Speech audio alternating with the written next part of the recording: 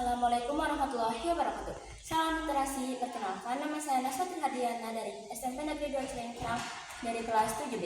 Kali ini saya akan membacakan cerita pendek yang berjudul Liburan Idul Fitri yang Penuh Kejutan.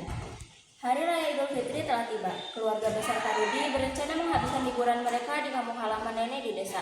Mereka sangat bersemangat untuk menghabiskan waktu bersama keluarga dan menikmati suasana pedesaan yang tenang. Aku tidak sabar untuk menghabiskan waktu dengan nenek dan sepupu-sepupu, kata Rina dengan gembira. Aku juga, Rina. Aku ingin bermain dengan mereka dan menikmati makanan khas desa, kata Riko. Parudi tersenyum melihat antusiasme anak-anaknya. Aku senang kalian begitu bersemangat. Kita akan menghabiskan waktu bersama dan membuat kenangan indah. Mereka berangkat ke desa dengan penuh semangat, membawa banyak harapan dan keinginan untuk menghabiskan waktu bersama keluarga. Namun, sebelum berangkat, Parudi mendapat kabar bahwa proyek yang dia kerjakan di Jakarta mengalami kendala besar dan harus segera diselesaikan. Aku tidak tahu apa yang harus aku lakukan, kata Parudi dengan raut wajah yang cemas. Proyek ini sangat penting, tapi aku juga ingin menghabiskan waktu dengan keluarga. Apa yang bisa kami lakukan, Ayah? Kata Rina dengan penuh perhatian. Aku rasa aku harus membawa laptop dan bekerja dari desa, jawab Parudi. Tapi aku tidak ingin meninggalkan kalian sendirian. Tidak apa-apa, Ayah, kami bisa menghabiskan waktu dengan nenek dan ibu, kata Riko.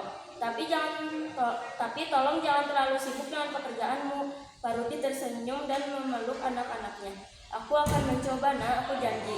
Ketika mereka tiba di desa, sinyal internet di sana sangat lemah, membuat Parudi kesulitan bekerja.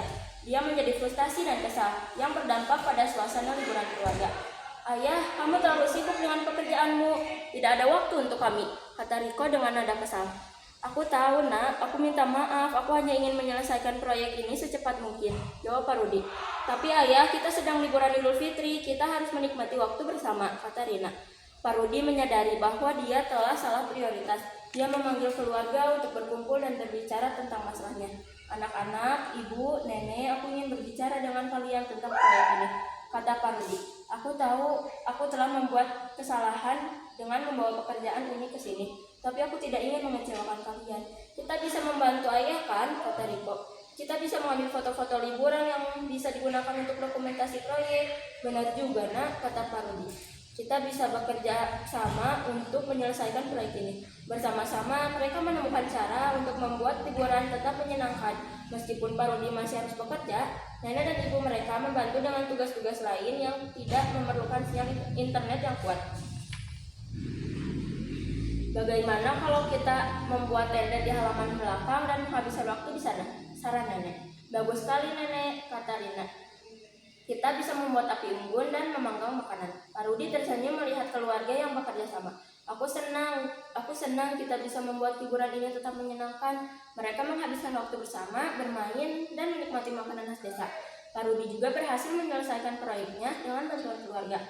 Setelah beberapa hari, Parudi berhasil menyelesaikan proyeknya, dan liburan Idul Fitri mereka menjadi lebih bermakna.